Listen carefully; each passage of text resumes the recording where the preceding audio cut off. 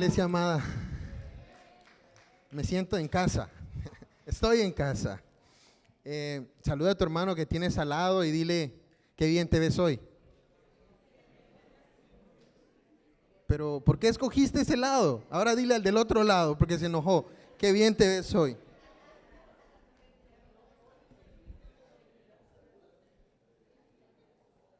¿Quién vive? Cristo, ¿verdad? No se oyó. ¿Quién vive? Dios es bueno. Gracias, pastores, por el privilegio. Para mí es un honor el poder dirigirme a la novia de Cristo. Ustedes son la novia de Cristo. Es un privilegio poder compartirles lo que Dios ha puesto en mi corazón. Y yo sé que Dios va a hablar a sus vidas como ha hablado a las mías. ¿Por qué sé eso? Porque la palabra de Dios, cuando va, no vuelve vacía.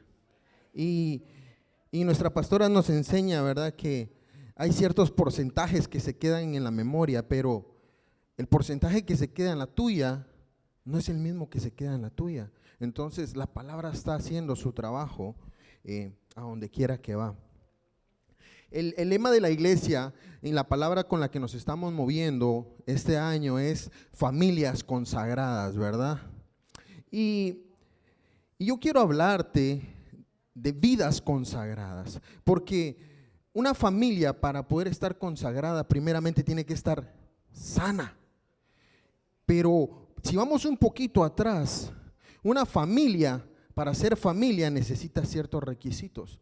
Necesita estar formada de padre y madre e hijos, ¿verdad? No puede estar distorsionada con dos padres, dos madres, no. Entonces, vamos a ver al individuo, vamos a ver una vida consagrada. Pero si alguien en la familia está enfermo, la familia está enferma. Suena más fuerte, ¿no? ¿Por qué? Porque si el padre está gritando, si el padre es de esos padres ausentes, ¿qué se dice? La familia está enferma.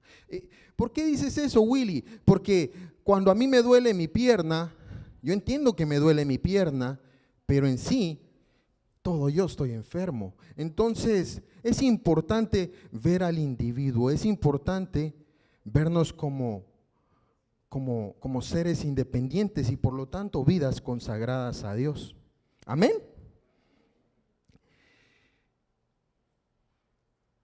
El título de la enseñanza de hoy, lo podemos ver en las pantallas, es una vida que arde como incienso en el altar. Yo he leído un versículo por ahí que dice que Dios no quiere tibios, Dios quiere gente que esté ardiendo. La palabra dice que a los tibios Dios los vomita de su boca. Así que el llamado esta mañana es para que pongamos nuestro corazón ardiendo en el altar. Amén. Permíteme contarte una historia antigua. Es una historia antigua, rabínica, que sucedió en los días del templo en Jerusalén. Un sacerdote joven llegó al templo y, como un joven a veces ingenuo, ¿verdad?, llega y se da cuenta que el altar está bien limpio, que el altar está bien ordenado y está reluciente, está pulido. Pero no había humo, no había adoración. Sin embargo, este joven escuchaba que el mercado de los cambistas y los vendedores ya estaba en plena actividad. Él escuchaba que afuera ya había ruido, que habían gritos, que se escuchaban monedas, ¿verdad?, cayendo. Y el muchacho llegó a una conclusión. El altar estaba vacío y el templo lleno. Y esta historia a mí me recuerda en los tiempos de Jesús, ¿se acuerdan cuando Jesús se enojó? Y yo me ponía a pensar, para que Jesús se enojara o de alguna manera se descompusiera su carácter, siempre bien calmado, ¿verdad? Algo grande pasó. Y cuando Jesús entró en el templo y volcó las mesas de los cambistas, no solo estaba enojado por la corrupción económica. Sabemos que vendían, ¿verdad?, las ovejitas chuecas para que las sacrificaran. Había algo corrupto ahí. Pero no fue solamente eso, sino por algo más profundo. El altar estaba vacío, pero el templo estaba lleno. Había sucedido algo. Lo sagrado se había vuelto común. Oh, eso está feo. Lo repito, lo sagrado se había vuelto común. Permíteme hacerte una pregunta. La palabra dice que ahora nosotros somos el templo y morada del Espíritu Santo. Hoy ese templo somos nosotros. Nuestro corazón es el altar. Amén. Y la pregunta es, ¿está el altar de tu vida encendido con sacrificio vivo y adoración continua? ¿O altar vacío y templo lleno? ¿O está lleno de actividad vacía? Religiosidad. Religiosidad, sí. Los religiosos fueron los que mataron a Jesús. ¿O está tu altar lleno de conveniencia? Está muy cómodo. Lo más parecido a una iglesia muerta, ¿qué creen que es? Una iglesia dormida. En realidad, si vemos una fotografía y nos dicen quién está muerto y quién está dormido, es difícil de distinguirlo. Entonces, ¿cómo está tu altar esta mañana? Pregúntatelo. Vamos a leer un versículo, y yo sé que es el favorito de nuestra pastora, Romanos 12, 1, 2, y también es el versículo que nos lleva este año, ¿verdad? Lo vamos a leer en la versión NBI, y nos va a aparecer en las pantallas. Ahora, ese es Daniel, pero vamos a ver Romanos 12:1. Vamos a ver Romanos 12:1 y dice, ¿lo tienen, chicos? Romanos 12:1. ¿No lo tienen? Ok. Bueno, entonces se los voy a leer, es muy conocido. Dice, por lo tanto, hermanos, tomando en cuenta las misericordias de Dios, ruego que cada uno de ustedes en adoración espiritual ofrezcan su cuerpo como sacrificio vivo. Ofrezcan su cuerpo como sacrificio vivo, santo y agradable a Dios. No se amolden al mundo actual, sino sean transformados mediante la renovación de su mente. Así podrán comprobar cómo es la voluntad de Dios, buena, agradable y perfecta. Lo hemos escuchado, ¿verdad? Pero como este versículo empieza, dice, por lo tanto, así que, ¿qué era lo que sucedía aquí? Que en el libro de Romanos hasta el versículo 11, Pablo nos habla de la gracia de Dios, de la condición del hombre, nos habla de la soberanía de Dios. Entonces Pablo dice, si juntamos todo esto, la gracia de Dios, así que por lo tanto, dice, como consecuencia, dice, presentémonos como sacrificio vivo. Amén. Hoy traigo 3 puntos y vamos a empezar con el primero. ¿Qué significa una vida consagrada? ¿Qué significa una vida consagrada? En la Biblia la palabra consagración significa, escucha, la separación que uno hace de las cosas impuras, especialmente de cualquier cosa que pueda contaminar nuestra relación con un Dios perfecto. Entonces, en pocas palabras, es decirle al pecado, no. Amén. Ahora sí, vi que tienen el versículo de Daniel, vamos a ver este versículo, es Daniel 1:8 y dice, Daniel propuso en su corazón no contaminarse con la porción de la comida del rey, ni con el vino que él bebía. Daniel propuso en su corazón no contaminarse. Y la propuesta que le traían a Daniel, se imaginan, yo que soy comelón, si me ponen un banquete, yo digo, wow, esa comida de rey está riquísima. Pero Daniel no se quiso contaminar. Entonces, esa debe ser nuestra postura ante el pecado. No quiero contaminarme. Entonces, consagración es la separación que uno hace de las cosas que nos contaminan. Pero, ¿por qué debería yo de separarme del pecado? Pastora Milushka decía el domingo pasado, el pecado es rico, decía, y se oye fuerte, pero es una realidad. Es por eso que muchas veces caemos, y caemos porque lo que a ti te tienta no es lo mismo que te tienta a ti. Entonces, el Señor nos llama a consagrarnos, a alejarnos de eso, porque nos contamina. Pero ¿por qué es la importancia? Vamos a ver, razón primera, porque Dios es digno de que le adoremos con nuestras vidas. Leíamos todo lo que Jesús hizo, ¿verdad? En Romanos, Dios ha hecho, su gracia, su soberanía. ¿Creen ustedes que Dios es digno de que le adoremos? Escuché muy pocos amenes. ¿Creen ustedes que Dios es digno que le adoremos? Amén. Apocalipsis 4:11 dice así: Señor, digno eres de recibir la gloria y la honra y el poder. Digno es Dios. La consagración es una forma racional, lógica y amorosa de responder a la gracia de Dios, porque Él pagó el precio por nosotros, el precio más alto. No hay otro precio más alto. Él nos compró en la cruz. Él derramó su sangre. Entonces, el consagrarnos es, como decía Pablo, es nuestro culto racional, es lo más lógico que deberíamos de hacer después de todo lo que Dios ha hecho por nosotros. Segunda razón, porque nuestro anhelo debe de ser alegrar el corazón de Dios. Cuando pecamos, nos sentimos mal. Me lo han contado. Cuando pecamos nos sentimos mal y sabemos que entristecemos al Espíritu Santo. ¿Lo sabemos? ¿Verdad? Lo sabemos, nos sentimos mal. Y en Proverbios 27:11, Dios dice: sé sabio, hijo mío, alegra mi corazón.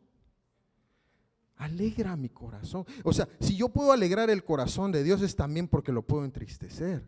Y yo quiero alegrarlo, no sé tú. Sucede algo después de que pecamos. Muchas veces hay arrepentimiento, pero otras veces hay remordimiento. ¿Y cuál es la diferencia? El remordimiento sabemos que hemos hecho algo malo, pero estamos enfocados en nosotros. Pero el arrepentimiento, eso es a lo que el Señor nos llama. Arrepentidos y convertidos, dice, ¿verdad? Ahora, permíteme compartirte la razón tercera. ¿Por qué debemos de ser usados por Dios? Porque debemos desear ser usados por Dios. Esa es la razón tercera por la que debemos de apartarnos del pecado. Porque deseamos que Dios nos use, ¿verdad? De alguna manera. A muchos es cantando, otros es predicando, otros es evangelizando, ¿verdad? El Señor a todos nos ha dado dones, pero debemos de consagrarnos y ser vasos de honra, vasos limpios. Y yo me ponía a pensar, si yo llego a una casa y mi amigo me dice: Willy, ¿quieres agua? Ok, gracias. Y me dice: escoge un vaso. Pero si yo me doy cuenta que un vaso está sucio y el otro está limpio, ¿cuál creen que yo voy a escoger para tomar agua? ¿El limpio? ¿Y ustedes creen que Dios es menos que mi humanidad? Dios va a escoger un vaso limpio. Él quiere usar todos los vasos, pero si tú has decidido no consagrarte, Dios va a usar el vaso limpio. ¿Me estoy dando a entender? Amén. Así que yo sabía que había un versículo acerca de esto y lo encontré. Está en 2 de Timoteo 2:21. Así que si quieres tomarle foto, toma nota. Estos son de esos versículos que si los anclas a tu corazón, son muy buenos. Así que si alguno se limpia de estas cosas, será instrumento para honra, santificado, útil al Señor y dispuesto para toda obra. Dice, si alguno se limpia, no es que Dios te va a limpiar, nosotros nos tenemos que consagrar.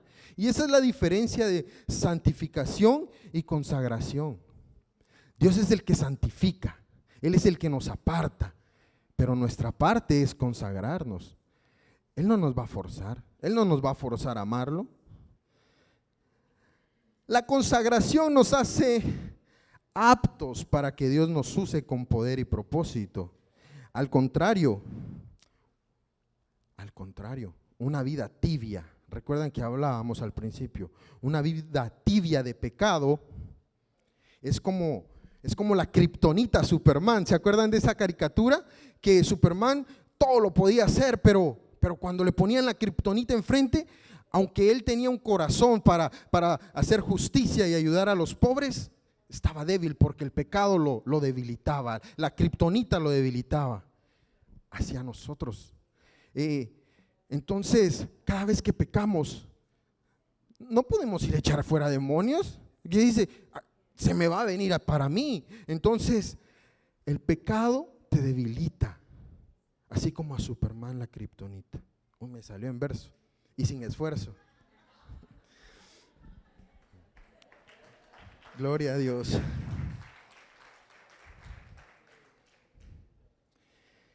Vamos al punto 2. Obediencia es consagración. Obediencia es consagración. La obediencia trae recompensas y puertas abiertas. ¿Cuántos creen eso? ¿Cuántos lo han experimentado? Yo sé que en casa lo hemos experimentado. Cuando somos obedientes, hay recompensas. Hace unos jueves nuestro pastor enseñaba de que Dios es galardonador de los que le buscan. Y a mí me llevó a otro nivel porque yo pensaba que hablaba de los que lo buscan en oración. Y ciertamente. Pero cuando tú vienes a su casa, Dios está viendo y lo estás buscando. Y dice, oh, él vino a mi casa. Se siente un poco enfermo, pero vino a mi casa. Tenía cosas que hacer, pero vino a mi casa. Entonces, dice, le voy a dar un galardón porque me está buscando. Eso es lo que dice la palabra. Y gracias, pastor, por compartir esa enseñanza hace unos jueves. Apocalipsis 22:12 dice, he aquí, yo vengo pronto y mi galardón conmigo para recompensar a cada uno según sea su obra. Dios no viene con manos vacías. Jesús no viene con manos vacías. Él trae galardones, pero los galardones no son regalos. Una cosa es gracia, eso es favor inmerecido, pero los galardones los tenemos que ganar, tenemos que trabajar por ellos. Así que la obediencia trae recompensas y puertas abiertas. Permíteme darte dos ejemplos. La obediencia de José. Y hace un tiempo le enseñaba a los jóvenes la diferencia entre José, que había huido, había corrido, y David, que había hecho lo contrario. La obediencia de José cuando huyó y rehusó acostarse con la esposa de Potifar, sabemos que le abrió puertas grandes, que incluso llegó a ser el segundo en autoridad en todo Egipto. También le abrió las puertas de la cárcel, ¿verdad? Pero eso fue por un tiempito. Pero su obediencia le abrió las puertas de llegar a ser el segundo en autoridad en Egipto. Eso sería como la posición de Elon Musk ahorita, ¿no? Algo así, o el vicepresidente Benz. O sea, José llegó muy alto. Pero imagínense que si él hubiera caído, le hubiera abierto las puertas de la cárcel, pero por un buen rato, ¿no? Así que tu obediencia te abre puertas, pero hay una puerta bien grande que se abrió, y déjenme les cuento, es la obediencia de Jesús. La obediencia de Jesús en el huerto de Getsemaní nos abrió las puertas del cielo y nos regaló vida eterna. Gloria a Dios por ello. Me emociono porque su obediencia, si Él fue obediente, ¿no deberíamos de ser obedientes nosotros? Ahora veamos, la desobediencia trae malas consecuencias. ¿Recuerdan al rey Saúl? Saúl estaba por salir a la guerra Pero siempre antes de salir a la guerra, el rey tenía que orar el sacerdote, ¿verdad? Pero Samuel no venía y el corazón de Saúl fue revelado. Saúl ofreció ofrenda que no debió de haber presentado por la impaciencia de esperar al sacerdote Samuel. Él hizo lo que no tenía que hacer porque estaba el rey y el sacerdote. Pero también después, cuando Jehová le dijo que sacrificara todo, se trajo lo más gordo del ganado de los amalequitas. Y para justificar su pecado, dijo que lo había traído para sacrificarlo a Dios. Eso es como que yo me vaya a robar y diga, pero voy a dar el diezmo. No, eso también sigue siendo malo, ¿no? Me van a meter al bote, diría yo. Así que está ese famoso versículo que lo conocemos mucho en 1 Samuel 15:22. 1 Samuel 15:22 dice: y Samuel dijo, ¿se complace Jehová tanto en los holocaustos y víctimas como en que se obedezca a las palabras de Jehová?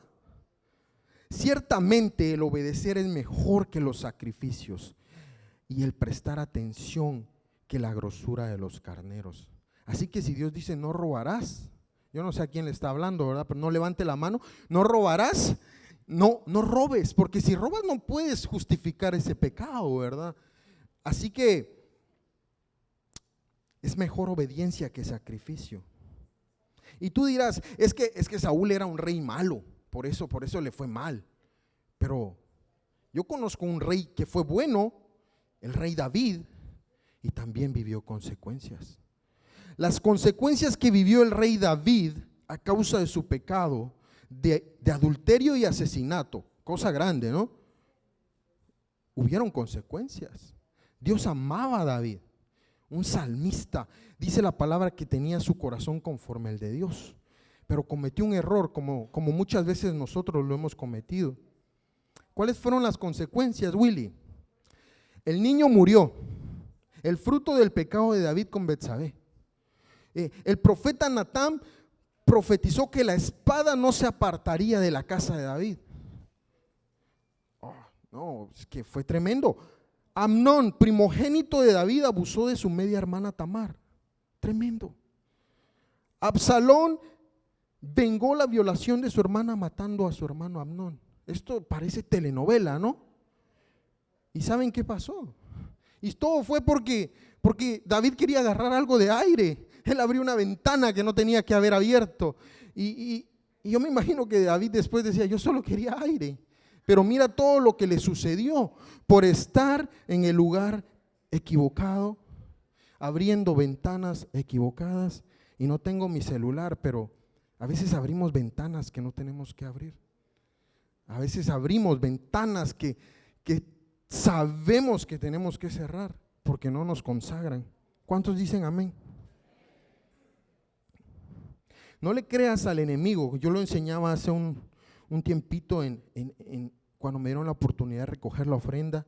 No le creas al enemigo cuando te quiera hacer creer que no hay consecuencias. Esa fue la mentira con la que engañó a Adán y Eva. Coman, no van a morir. Y sabemos todo lo que ha pasado. Así que la obediencia te abre puertas, trae recompensas, pero la desobediencia, el pecado, tiene consecuencias, ¿verdad? Así que vamos a ver el tercer punto. A mí me dijeron, Willy, hoy te puede servir con la cuchara grande. Así que vamos al tercer punto. ¿Cómo vencer el pecado que nos estorba para vivir consagrados?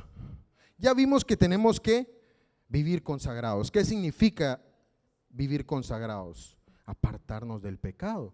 Ahora ya vimos la diferencia entre obedecer y desobedecer, pero de nada serviría si terminamos aquí, porque la realidad es que todos batallamos con el pecado. Pablo decía, ¿quién me librará de este cuerpo, verdad?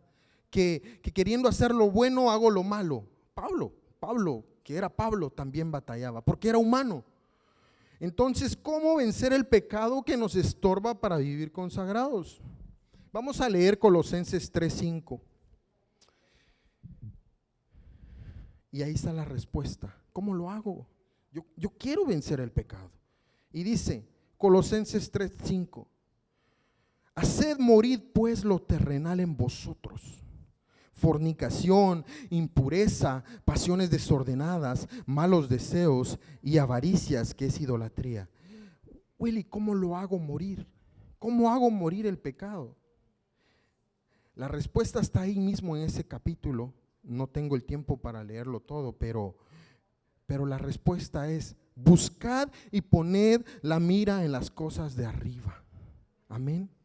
¿Cuántos en lugar de ir así van a empezar a buscar y poner la mira en las cosas de arriba, no en las de la tierra? Y el versículo 12 dice: vestíos pues como escogidos de Dios. Entonces yo me fui al Amazon a buscar cuál es la ropa cristiana. No hay ropa cristiana. Entonces aquí Pablo no estaba hablando de ropa o vestidos como escogidos de Dios. No quiere decir que nos tenemos que vestir como sacerdotes, ¿verdad? Así de blanco y con el puntito negro aquí. No, Pablo está hablando de vestir el corazón.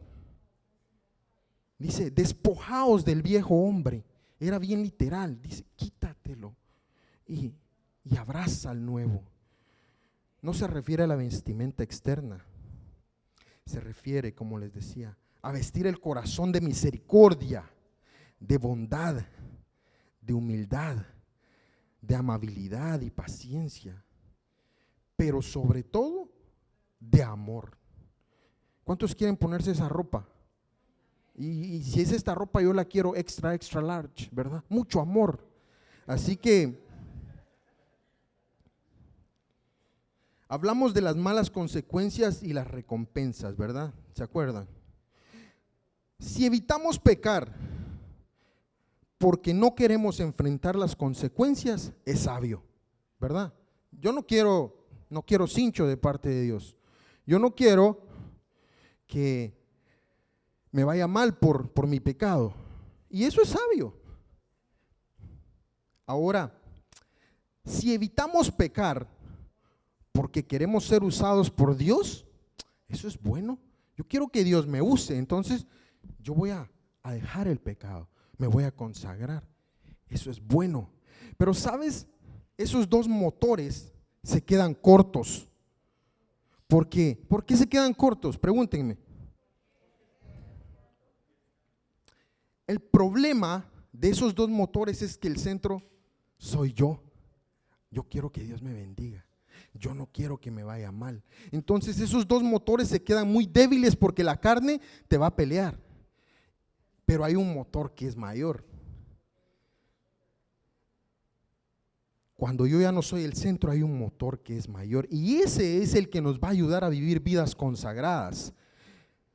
Cuando la razón principal por la que debemos buscar la consagración es para agradar a Dios, ahí nos vamos de este nivel a la razón correcta. Exaltar a Dios con mi vida y honrar a Dios, anhelar lo que Él desea. Y esto es bien clave, porque muchas veces venimos y le decimos: Señor, te prometo, y en lo profundo es porque no quiero ser castigado, ¿verdad? O te prometo porque yo quiero ser bendecido. Pero esa promesa a veces se queda corta. ¿Por qué? Porque la razón correcta para consagrarte es Dios. Amén.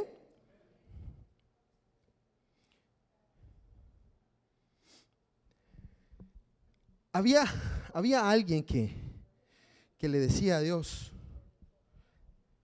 quítame esto. Él tenía la adicción del cigarro y le decía: quítame esto, ya no lo quiero. Y cuando esta persona aceptó a Cristo, dejó todas las malas mañas, ¿verdad? Como lo hemos hecho nosotros, pero se le había quedado una bien pegada, y ese era el cigarro, y le decía: Señor, quítame esto. Pero una vez él invitó a un amigo que era bien vicioso, lo invitó a la iglesia, aceptó a Cristo, y el Señor al amigo le quitó todo. Y dijo: Señor, pero es que yo vengo orando años porque me quites el vicio del cigarro, y ¿por qué a mí no me lo quitas y a mi amigo te lo quitaste en un ratito? Ya no quería tomar, ya no quería cigarro, nada. Entonces este varón se molestó y dijo, yo estoy batallando, yo no quiero tener la adicción al cigarro. Y por adicción al cigarro, póngale usted la adicción que sea. Y Dios le contestó y le dijo, es que te sigue gustando. Mientras a ti te siga gustando ese pecado, Dios no te va a hacer libre porque a ti te gusta, tú te sigues deleitando en ello. Entonces deja que te deje de gustar eso. Yo conozco a alguien que le dijo a Dios, quítame esto, pero de corazón, ya no me gusta, ya no lo quiero. Entonces Dios liberta, ¿verdad? Amén. Debemos de separarnos de las cosas que nos contaminan. Consagración es separarnos de las cosas que nos contaminan. Todo nuestro ser debe de estar en el altar de Dios. ¿Recuerdan el versículo primero que les leía que dice, presentaos como sacrificio vivo? Entonces todo nuestro ser debe de estar en el altar de Dios. A veces decimos, Señor, todo mi ser está en el altar menos el dedito gordo. Y está uno, ¿verdad? O Señor, todo mi ser está en el altar, pero los ojos se van bien rápido, ¿verdad? Y ponemos excusas. A veces decimos, Señor, tú sabes que yo no falto a la iglesia, yo estoy en el altar siempre, pero mis oídos en el cielo no van a ver alabanzas de Bad Bunny, no van a ver. Así que mis oídos deben de estar consagrados. Yo era de los que tenía su cantante favorito. Pregúntenme, se los voy a contar. Era Arjona, y a mí me gustaba escuchar la música de él, pero en esa área Lili estaba consagrada mucho antes que yo, y ella me decía, tienes que oír alabanzas. Yo le decía, Lili, pero es que no todo me tiene que edificar, le decía yo. El Willy de hace muchos años, ¿no? Pero es que, ¿qué estás escuchando? ¿Qué estás alimentando? ¿La carne o el espíritu? Hay música que inmediatamente te va a transportar. Hay música que inmediatamente te va a empezar a hacer sentir cosas. Vi un video chiquito de una persona que iba a evangelizar a la iglesia, a una casa, ¿verdad? Evangelizando, tocó. Y creo que me lo mandó mi hermano Mauricio. Y estaba alguien en la puerta, tocó la puerta, pero había música. Y esta hermana empezó a bailar. Y se acordaba, ya ve con eso de las cámaras ahora, ¿no? Del ring y todo eso. La música nos hace sentir cosas. Pero qué mejor es estar alabando al Señor, día y noche. Día y noche. Y el Señor me daba algo bien fresquecito ayer. Y déjame te lo comparto. ¿Cómo puedo yo adorar día y noche? Y cada cosa que hacemos, cada vez que no miramos a donde no tenemos que ver, es adoración, día y noche. Cada vez que cerramos una página que no tenemos que ver, cada vez que nos amarramos la lengua, eso es, Dios lo está viendo y ese era el sentir. Él lo ve todo. Y eso es adoración cuando toma la decisión sabia, alegra su corazón, día y noche. ¿Cuántos quieren adorar al Señor día y noche? Amén. Obediencia tardía es desobediencia. Sí, Señor. Mañana empiezo, Señor. No, obediencia tardía es desobediencia. Si a tu hijo tú le dices, haz la cama, y llegan las 10 de la noche y él hace la cama, la hizo, ok, le vamos a dar créditos, hizo la cama, pero la hizo tarde. Entonces eso es desobediencia. Si el Señor te está diciendo, deja eso, deja de hacer eso, porque me entristece, no tengas obediencia tardía. Una vida consagrada no solamente ora, no solo envía incienso al altar. La oración, dice la palabra, que nuestras oraciones son incienso, ¿verdad? Que sube. La vida misma es incienso. Es elegir a Dios y mantenernos en el altar, aun cuando el fuego nos purifica. Una vida consagrada no es un evento aislado, no es, este mes me consagro, o este año me consagro porque es el lema de la iglesia, pero estamos deseando que llegue diciembre para que cambie el lema. No, no, no. No es un evento aislado, sino un día y noche. Un día y noche. No solo canta, sino que es adoración. ¿Cuántos quieren vivir una vida consagrada? Espero que todos. Eso es lo que Dios desea. Así que, mi amado hermano, voy a invitar a los salmistas y te voy a invitar a repetir esta oración y profetízate a ti mismo, háblate a ti mismo. Yo soy, puedes repetir conmigo, yo soy un sacrificio vivo para Dios. Soy un sacrificio vivo para Dios. Solo son 2 líneas, vamos. La siguiente. Viviré una vida que arde como incienso en el altar. Así que, mi amado hermano, yo no sé si esta palabra te ha hablado, pero Dios quiere que no estés tibio. Dios te quiere ardiendo, ¿verdad? ¿Recuerdan a la iglesia aquella que el Señor le decía, una cosa tienes, que has perdido tu primer amor, estás tibia? Hermano, el Señor te quiere ardiendo. No que seamos templos llenos y altares vacíos. Ponte de pie, vamos a orar. Vamos a orar y que sea el Señor, ¿verdad? Cierra tus ojos y conéctate con tu Padre y dile, perdóname por haber retenido ese incienso por mucho tiempo.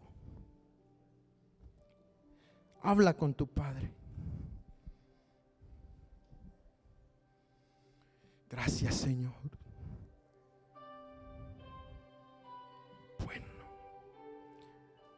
Bueno es Dios. Abre tu boca. Tu Padre te quiere oír. Quiere esa adoración. Oh Señor, queremos consagrarnos a ti.